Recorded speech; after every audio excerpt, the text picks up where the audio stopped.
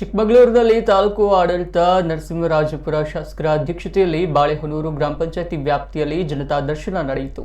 ಸ್ಥಳೀಯ ಜನರ ಸಮಸ್ಯೆಗಳನ್ನು ಸ್ಥಳದಲ್ಲಿ ಬಗೆಹರಿಸಲು ಶಾಸಕರು ಅಧಿಕಾರಿಗಳಿಗೆ ಸೂಚಿಸಲಾಯಿತು.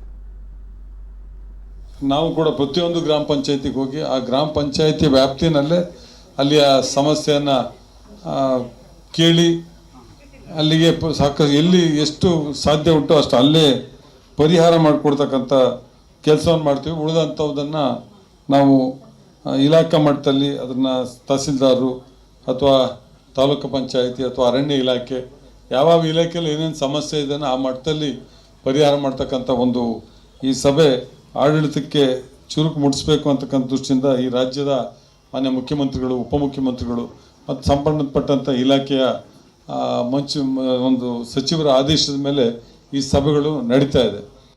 ಈ ಕಾರ್ಯಕ್ರಮವನ್ನು ಕುರಿತು ಮಾನ್ಯ ತಹಶೀಲ್ದಾರ್ ಅವರು ಪ್ರಾಸ್ತಾವಿಕ ನುಡಿಗಳನ್ನಾಡಲಿದ್ದಾರೆ.